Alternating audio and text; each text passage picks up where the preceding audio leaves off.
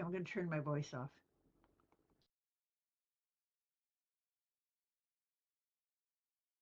Good idea. I wonder if I should teleport him. He's very, very new here.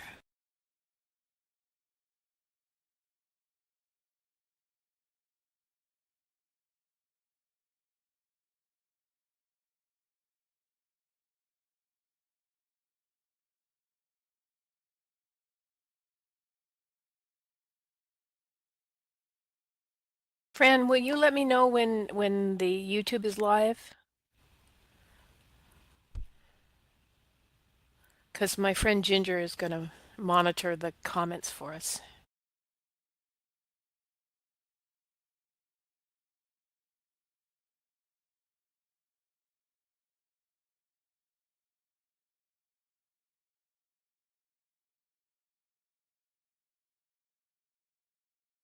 Okay. Hey. Hi, Fred. Hi, Zinnia. It's great to know a lot of people. I don't feel so freaked out.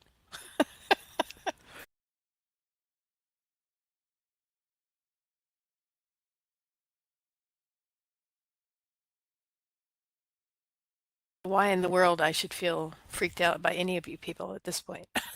17 years of this. Thank you, Zinnia. That's funny. We're all freaks, that's right.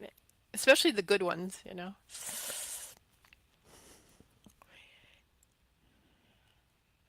Okay, so I'm going to wait on you, friend. Oh, hi, stranger. I didn't see you there. Um, will you tell me when Kevin says it's live, and then I'll start. I think that's appropriate, right?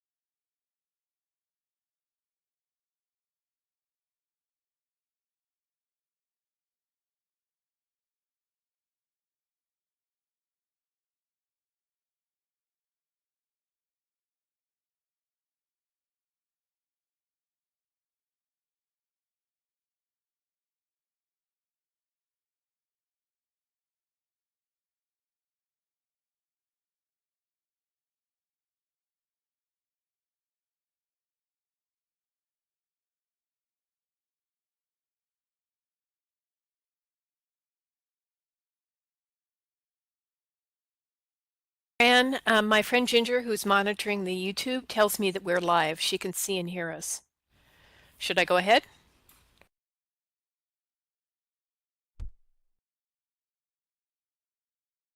Okay. So we're going to go ahead and start. Grab a seat and we'll get going here. So, welcome to We Stand in the Middle, the story of how a deadly virus, building an interactive 3D story in virtual reality, and writing a serialized novel changed how I see education and taught me the importance of standing in the middle between two worlds. My name is Jenna Ball, Jenaia Morane in Second Life, and I've been a resident of Second Life for more than 16 years now.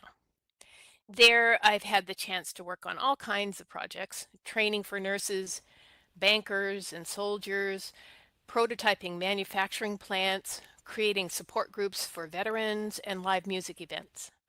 But the most meaningful by far has been We Stand in the Middle. So let's start with the definition of the phrase "we stand in the middle." If you think you know what it might mean, type your best guess into the chat. Go for it. Very curious to hear what you think.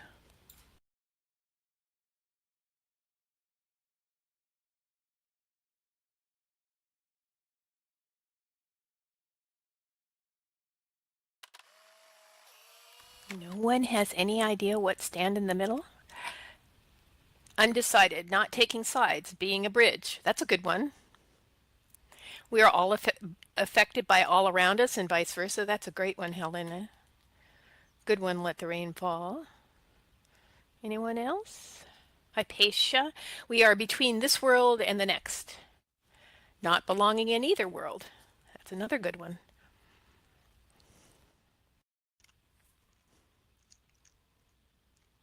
Anyone else before I...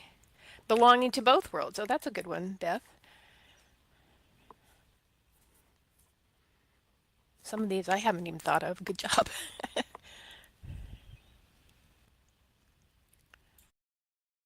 So, we stand in the middle is actually a phrase used by the Cherokee people, a Native American tribe that originated on the east coast of North America.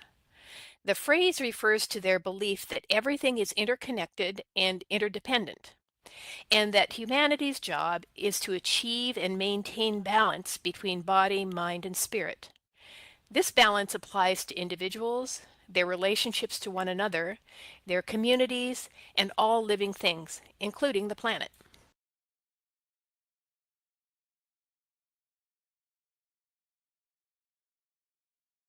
As a quick aside, you're going to love this. The Cherokees also believe that every living thing has a corresponding star that is watching out over them in the night sky.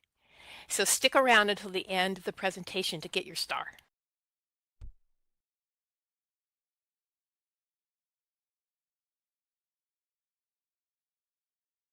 So what, you're probably wondering, does standing in the middle have to do with HIV/AIDS and education in virtual worlds? Back in 2008, long before I had heard of Standing in the Middle, I was hired by the National Library of Medicine and the Alliance Library System to design a sim for HIV/AIDS education. The goal was to provide information about how the virus is contracted, encourage people to get tested, and debunk stigmas and stereotypes. We christened the project Karuna, a Sanskrit word that means compassion and loving kindness. A talented medical librarian was also hired to set up information displays, run workshops, and answer questions. I was really proud of the work we did on Karuna. You can see some of it on the slide there. It was not only beautiful, but incorporated all the elements the National Library of Medicine had asked us to include as well. We even had a giant 314 prim HIV/AIDS virus that would open when we touched it. The only thing we didn't have was visitors. It turns out that not many people were interested in coming into a virtual world to learn about a deadly virus. They came to explore, meet new people, and enjoy looking young and healthy as an avatar. And really, who could blame them? Meanwhile, back in physical reality, I was busy doing research for Karuna, meeting with doctors, community activists, and social workers, plus dozens of people who had contracted the HIV virus.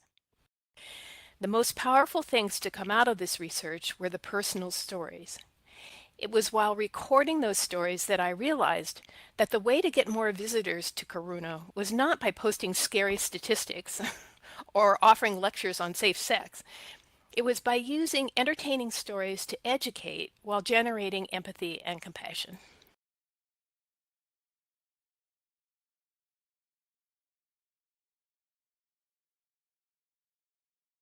From that, what I call a light bulb moment, came the Uncle D story quest. The quest took visitors into the home of someone who lived with HIV and allowed them to learn about the virus and AIDS by interacting with his life. They read his journals, listened to his phone messages, played with his cat, and visited the medical center where he was treated. In this way, Uncle D became much more than a statistic. He became a real person that visitors cared about and empathized with. When funding for the project ended, I went on to work with a wide range of universities, companies, and government organizations on immersive, story-driven projects that allowed their employees to take advantage of Second Life's interactive capabilities. I've included of my favorites below.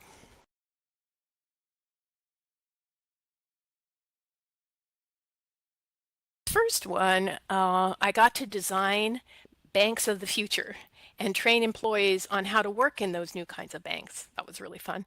And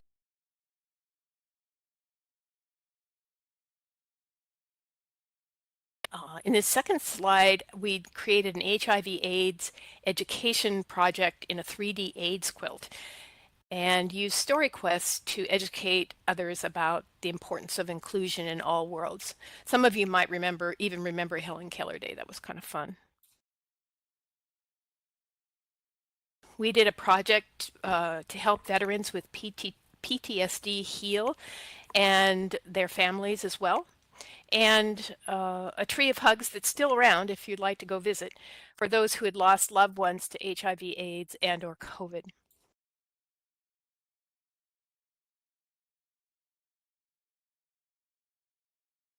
We celebrated and spread the word about important causes such as Song Flight, a program designed to help Ukrainian kids displaced by war, International Women's Day, and the Healthful Aging Conference run by Whole Brain Health here in Second Life. But I always knew that I wanted to return to Uncle Dee's story. As a writer, I wanted to give him a backstory and discover how the plot of his life unfolded. But most of all, I wanted to dive into the many and complex questions and issues raised by his life, including things like homophobia, prejudice, racism, the tendency to assign blame and stigmatize others, and the lack of empathy and compassion for those who are different.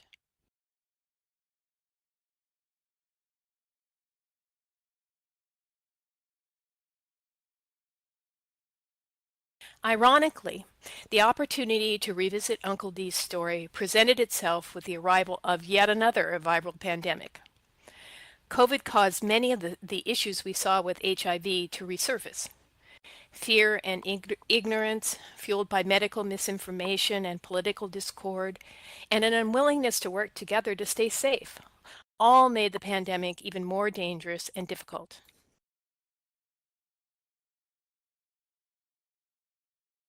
On a personal front, I lost my job to COVID, but gained the time, energy, and focus required to immerse myself in Uncle Dee's story again.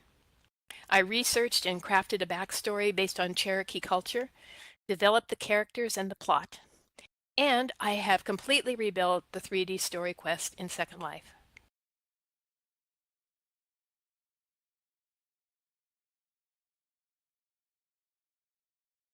So the deep dive I did into Cherokee culture reminded me that much of what we're experiencing now, the focus on money over people, the lies and broken promises, the invasions and bombings of other countries, and the dismantling of democratic institutions have all happened before.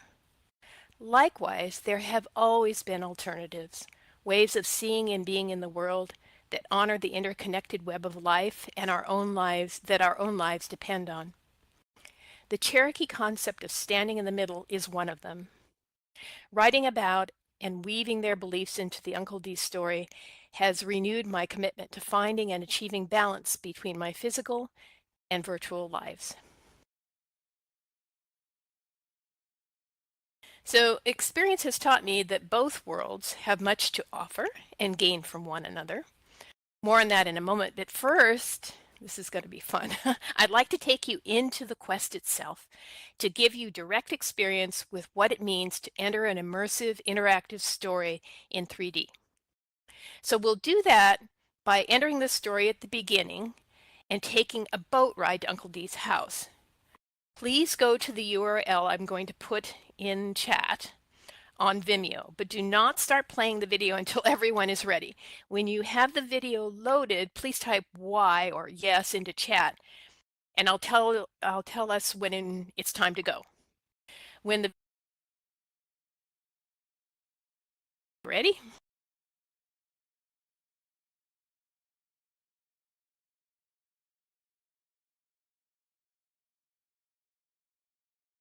That's the link. So everybody run on over to Vimeo.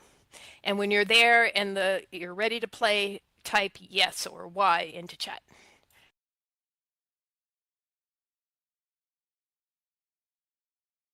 Keep going. Make sure everybody, like 15 people here. You all here? You got it? Okay. I'm going to go over there. And 1, 2, 3, go.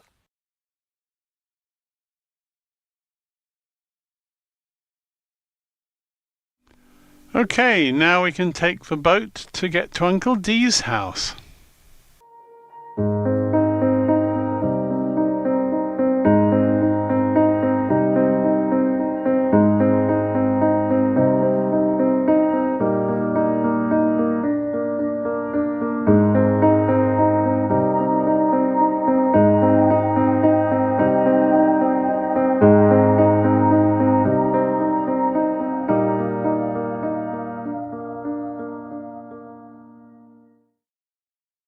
As for life, I'm humbled. I'm without words sufficient to say how it's been hard as flint and soft as a spring pond. Both of these, and over, in long pale afternoons besides, and so many mysteries, beautiful as eggs in a nest, still unhatched, though warm and watched over by something I've never seen, a tree angel perhaps, or a ghost of holiness. Every day I walk out into the world to be dazzled, then to be reflective. It suffices, it is all comfort, along with human love, dog love, water love, little serpent love, sunburst love, or love for that smallest of birds flying among the scarlet flowers. There's hardly time to think about stopping, and lying down at last to the long afterlife, to the tenderness yet to come, when time will brim over the singular pond and become forever, and we will pretend to melt away into the leaves. As for death, I can't wait to be the hummingbird. Can you?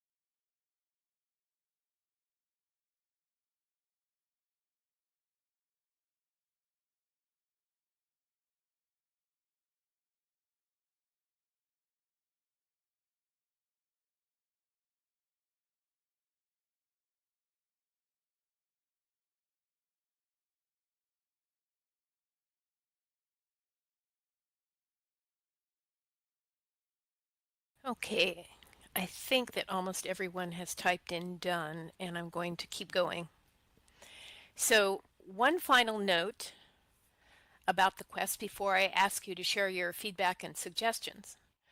Once you arrive at Uncle Dee's house, which is up on the screen right now, you have a whole sim full of interactive stories to explore. If you'd like to see more of the quest, click the easel to my left, your right, to get information about how to sign up for one of the 4 tours I'm offering.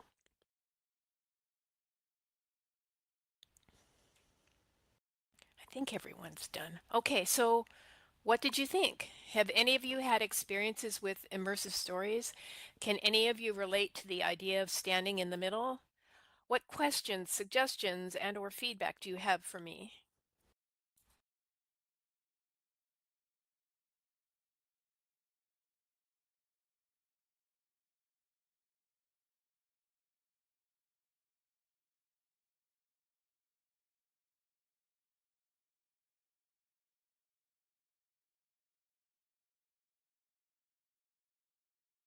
That's really good to hear, Helena. Fantastic. You're absolutely right, Beth. In my professional life, I'm a storyteller, a writer, and I've just learned that human beings are storytellers by nature. That's how we learn about each other and how we learn about differences and to not be afraid of them. So I'm a big story fan. Anyone else? I know that Let the Rain Fall has been in some of my immersive things. What do you have to say or think about it all?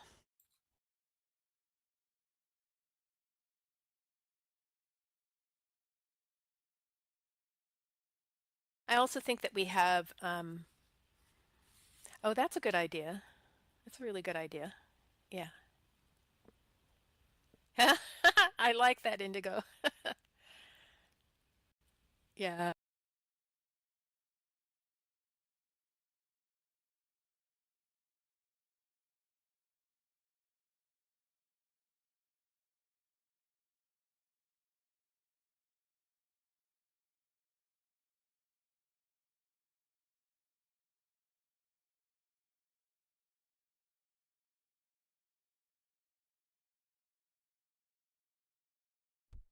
I love the idea of putting a bear there fishing. That would be fun.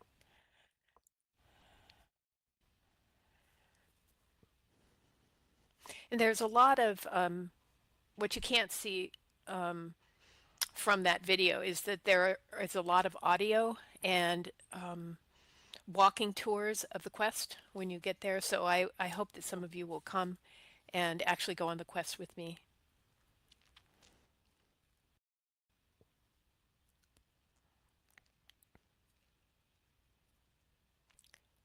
Oh, that's a good idea, Zinnia. Yeah. I didn't know that, Sky. That's cool. It's too bad we couldn't get an avatar to sign for us, huh? That would be really cool. Okay, so unless anybody has any more comments or questions or suggestions, perhaps floating semi-transparent text. Oh, that's an idea. Yeah. Oh, bummer. Okay. Yes, I hope that feeling came across. And I hope you'll come on the quest, Zinnia, so you can experience it directly.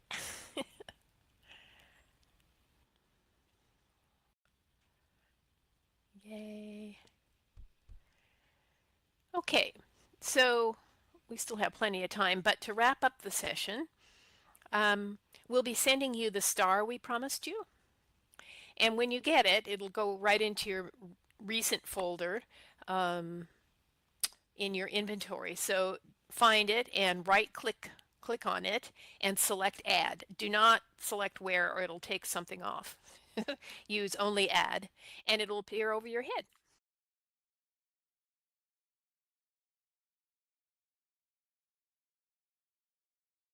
And I will show you as I wear mine.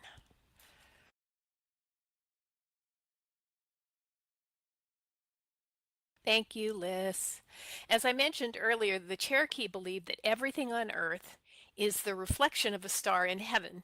This includes not only people and animals, but also trees, rivers, stones, and mountains, all sentient beings. So please imagine your own star looking down on and watching out for you.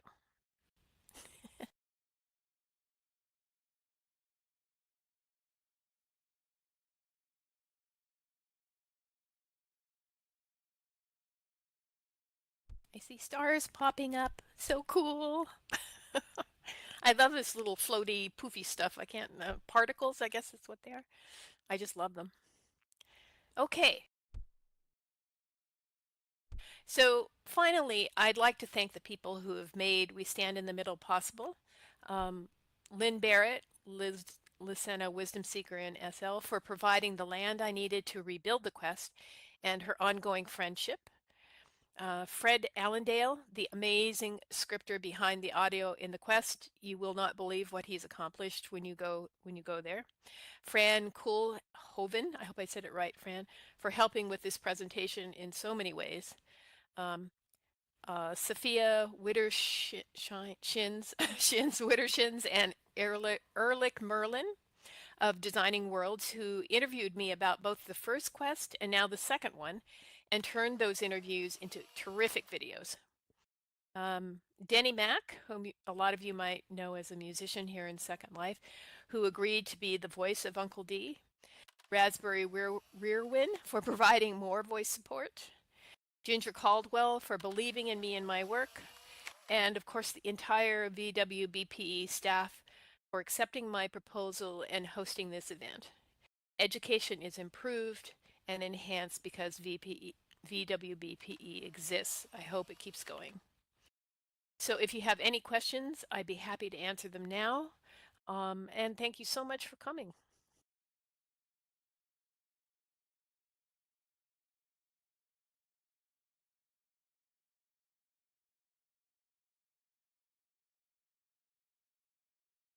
Thank you. I'm bowing, you can't see it, but you're very welcome. Let the rain fall.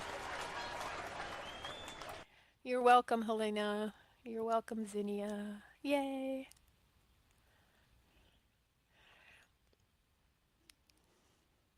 You'll see some links in the in that board, the easel that gives you a note card, and that'll give you more information about We Stand in the Middle. And in particular, you can get access to the serialized novel. We're very close to, well, I am very close to finishing it. So you can read along and see what the backstory is. Because for me, writing that and knowing more about the characters and the place and everything really helped me with the building in Second Life and vice versa. So if I would get stuck, I'd go sit in the house in Second Life, while I was writing. So I hope you'll all stop by and learn a little bit more about what I'm trying to do here, because in my humble opinion, standing in the middle is the way forward, you know. Oh, tell us about that. There are talking trees.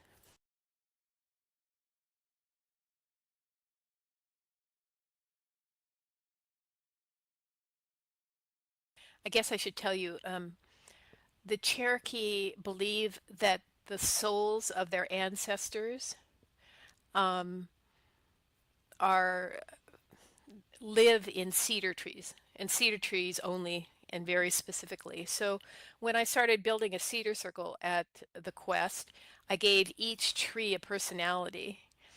And so what Lynn is talking about is if you go up to the tree, it will talk to you. So that was really fun. And Fred can tell you what a challenge that was. He helped me do the audio. Really fun. The other thing that happens there is you can sit in a meditation circle and you can find out what your spirit animal is.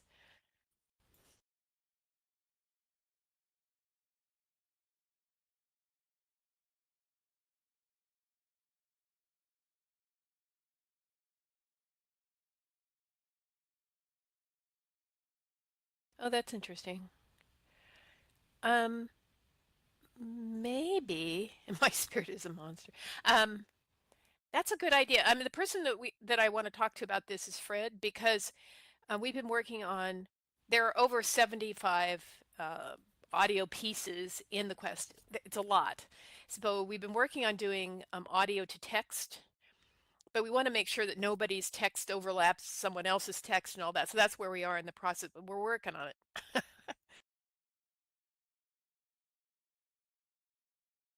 If you have anything to add or any ideas about how we might do this or what other people are suggesting, please jump in.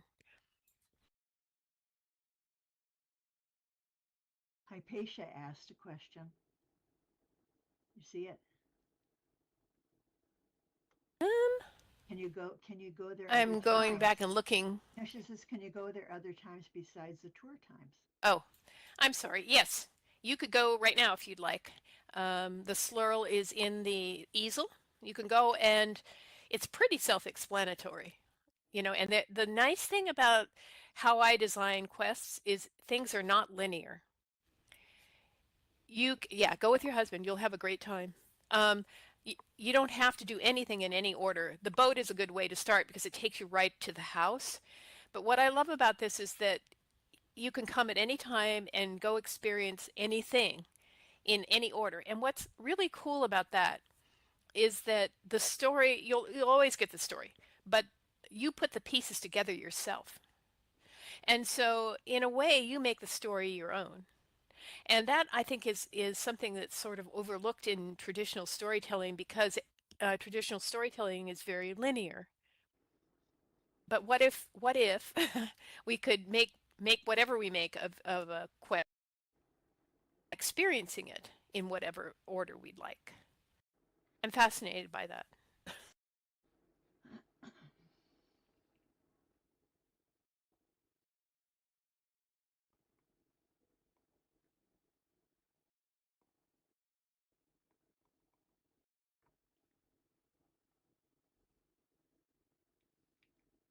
Are you just telling Jenaia that now, Fred? Oh no, I know.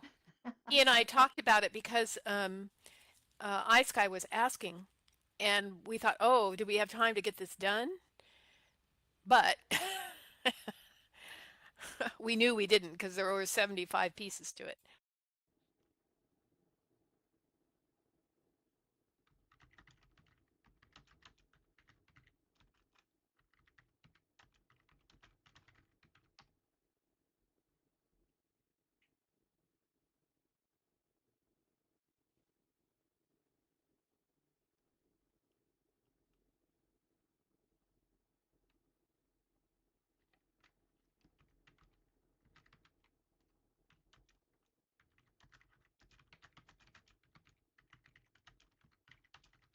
And that's not Fred's fault. That's my fault for writing a lot of stuff.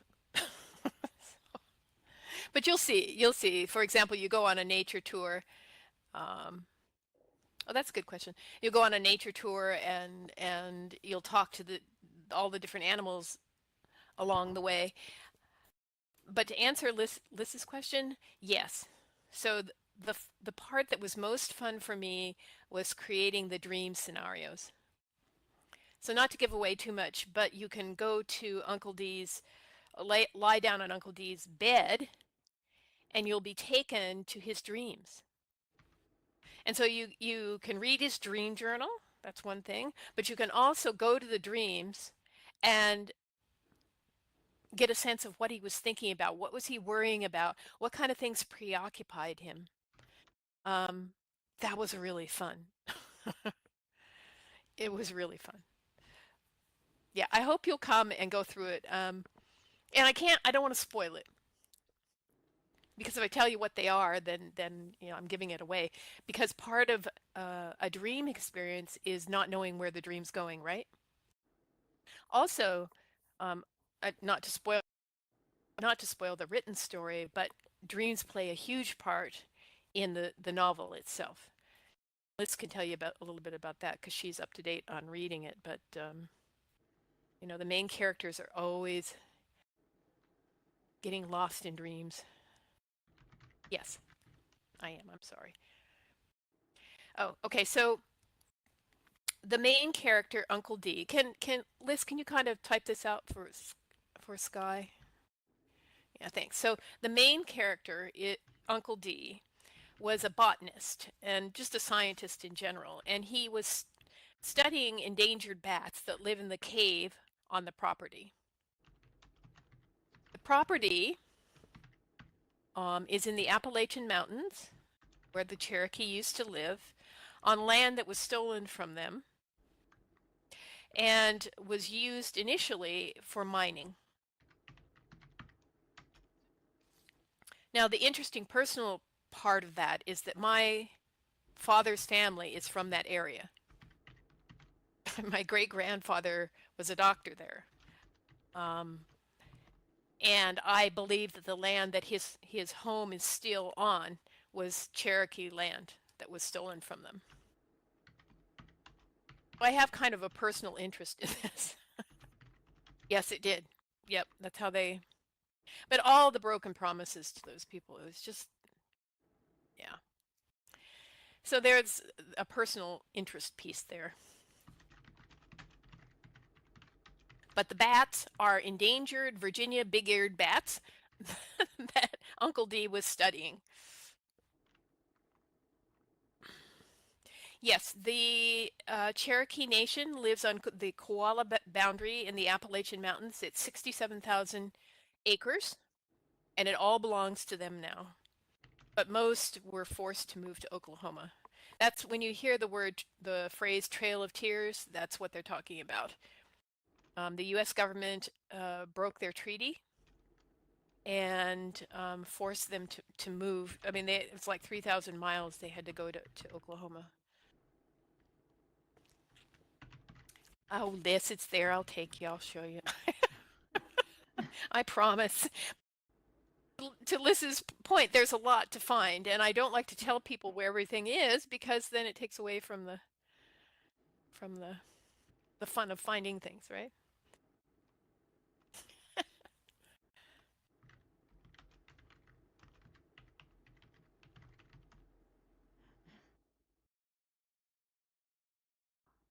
Yeah, I hope it feels very immersive. It was one of the things I really was trying to do and why I took the whole sim. It covers a whole sim.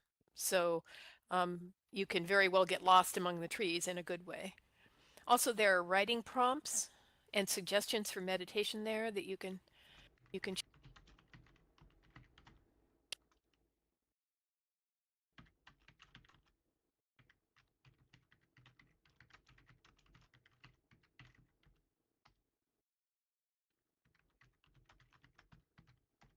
and my hope when I complete the book is to offer some writing workshops in Second Life based on the book, reading and working on essays about the book. So I'll keep you all posted.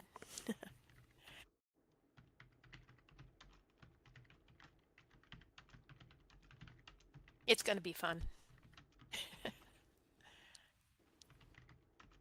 So be sure and click on the easel to get all the information about We Stand in the Middle, including how to get to the quest if you want to go check it out. Either a tour with me or just go on your own. It'll be fun. Anyone else? Any more questions or comments or suggestions?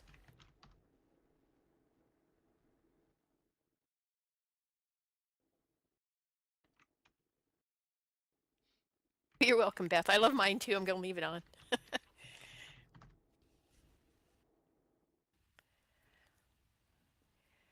As long as it'll be up forever, as long as I can keep it there. Um, um, it's not costing me a lot, and the only other thing I might do to it is expand it. Like if I could actually do two Sims, I would. Just because there's so much that I could add but we'll see. As long as I can keep it up, it'll be there. And nothing's going to change radically. Yes, please tell others. So I want to thank you all again for coming. It was a real pleasure having the chance to talk about this with someone. You know, when you're writing a book and building something on your own, you begin to feel a little isolated. So now it's more real to me, and I hope you'll come back.